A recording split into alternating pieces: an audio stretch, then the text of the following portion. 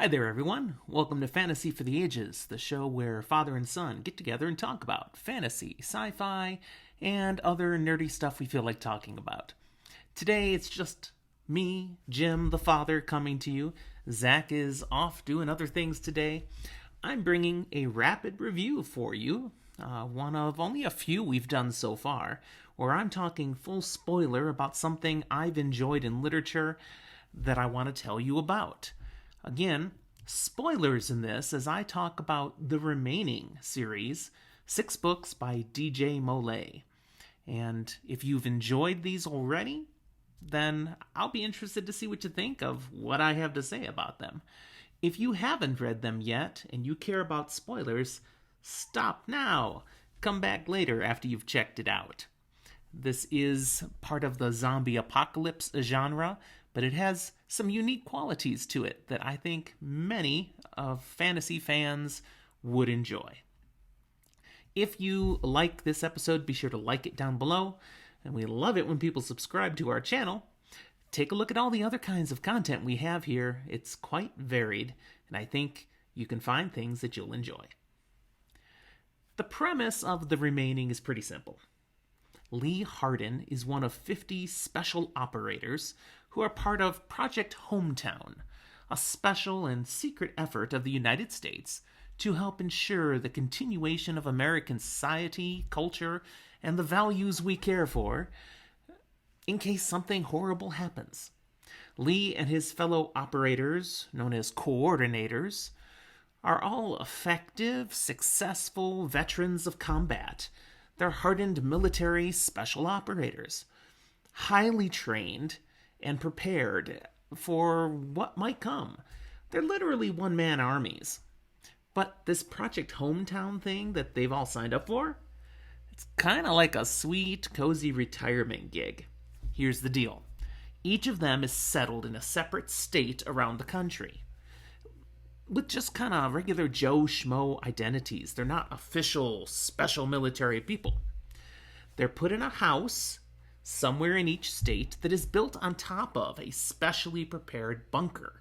State-of-the-art facilities that are designed to allow them to live out just about any scenario, catastrophe that might strike the country. Nuclear war? Check. Biological warfare attack? Check. Asteroid strike? Sure. Check. And these bunkers are not just survival centers for the coordinators.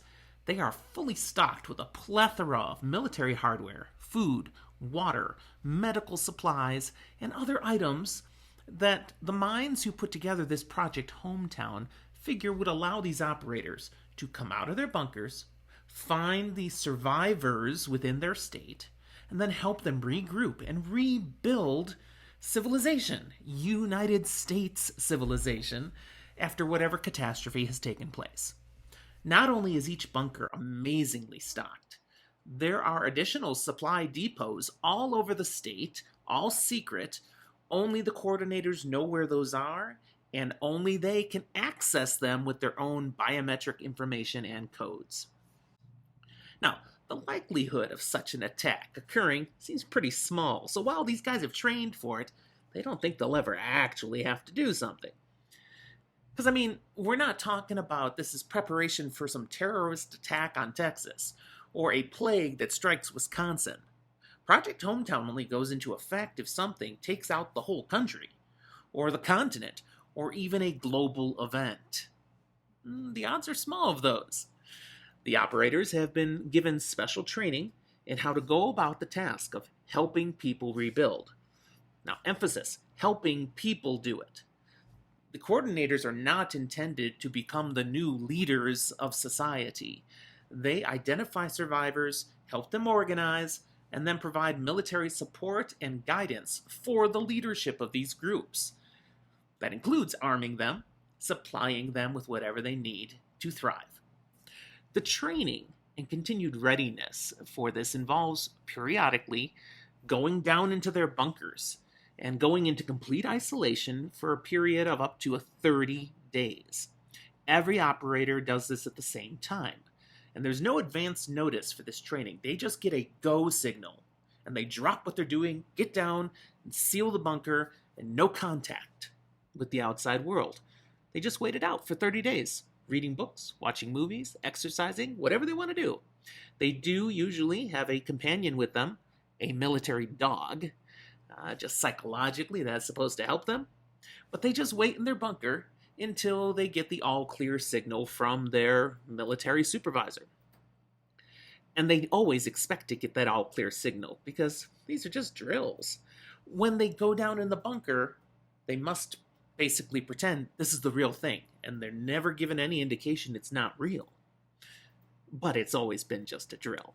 They truly believe it's going to work out. Now, 30 days was determined as the time they would be down in there, if it's a real thing, because that would be enough time, they figure, for whatever struck to kind of have passed its worst, and they could come out and start their project to rebuild. But also, if it was some catastrophe that does strike, but the government doesn't fail, and they're able to rebound, 30 days is enough time for the U.S. to have figured out, okay, we've got this, we're okay, call off Project Hometown. And so they'll get a signal, guys, all clear, come on out, and, help us do our thing now.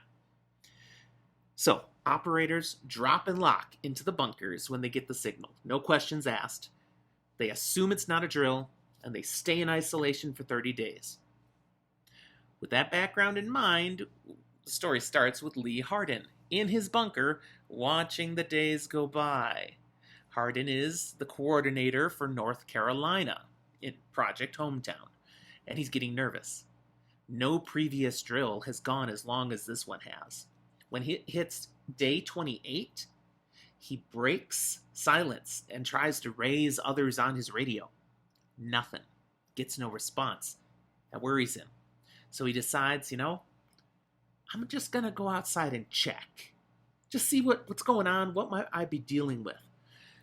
Gears up in his full hazmat suit and his dog. They go on out, and he's almost killed by zombies. He discovers the zombie apocalypse has taken place.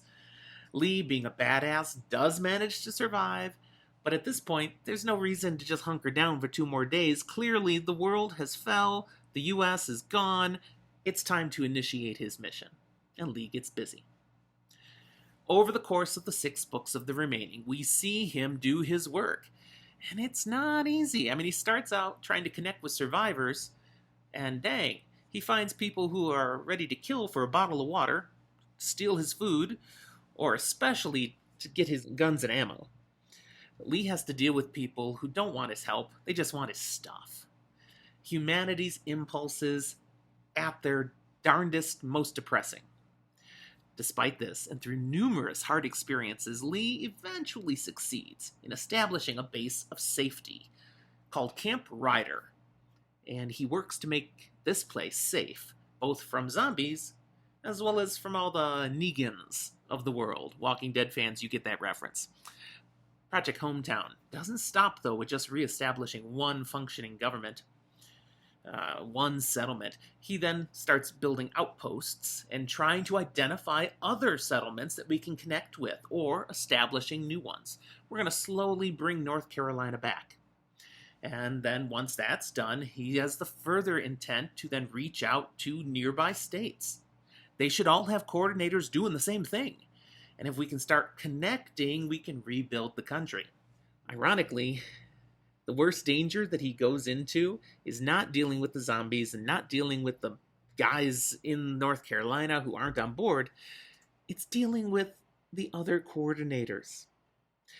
The guy from South Carolina ends up trying to stop Lee, try to take him out or take him captive, because Lee has been declared a rogue operative. You see, the United States government did not fall. There is still a president. It's not in Washington, D.C. anymore. The East Coast has been deemed untenable because there's too many zombies. They've relocated the government to Colorado. And all the coordinators were contacted to come back in and bring your resources for the purpose of the centralized government to use. Lee never got that message because he left his bunker early. So technically, Lee is in the wrong, But now he's being given orders, now that he's reconnected with the official government, to abandon all these people that he has saved and helped in North Carolina. They're non-viable because it's too far from Colorado, the centralized strength of the country. There's too many zombies. It would waste too many resources. The government's writing the East Coast off. And Lee says, screw you, I'm not doing that. So he actually does get the South Carolina coordinator to see it his way and side with him, especially in the face of a zombie horde that comes at them from the north. All those urban centers, they start migrating. Great, zombies migrate. And they manage to save a lot of people, overcome the zombies there, and declare their own nation. It's like, fine, President Briggs in Colorado, he can go take a flying leap. We will now be the United Eastern States. Now, this still isn't Lee in charge. Remember, Project Hometown, he's not supposed to become a dictator or a despot or something. He's supposed to support leadership. So they have an election. He gets the people of North and South Carolina to elect one of them, a civilian, to be the new president, President Angela Houston. And they try to reestablish a working government and a healthy, survivable society, sustainable society. They still have problems. They continue to find other communities that aren't so nice and want to take their stuff. And every time they get too absorbed with people problems, there's zombies showing up and killing people, attacking, breaking in. They've got the United States out there, still clearly with a bullseye on them and looking to figure out how they can stop them at some point. And that even leads to traitors from within their midst. Because, you know, when you get a group of Americans together, how often are they all 100% on the same page? Not even in a zombie apocalypse. That's pretty much what The Remaining is about. It's a series that focuses on the struggle of Lee Hardin to do the right thing, to figure out what is the right thing, and then to inspire and work with a whole bunch of imperfect, screwed up, uncertain people to create safety and a supportive society again. I sure did enjoy this story.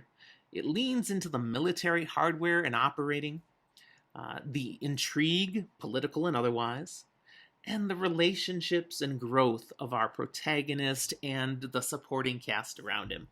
I found the pacing great. It's a story that never gives you time to get bored, and if you ever let your guard down, again, there's always the zombies pulling something. I recommend it. Whether or not you've tried Zombie Apocalypse before, this might be a good one to give it a shot, because it's got enough else going on where the zombies are an important piece, but not the most important piece. It's just a great story. Thanks for listening to my rapid review. These are technically 10-minute episodes. I went a little over this time, but it was worth it. Hope you enjoyed it. Thanks for watching. We'll talk to you next time.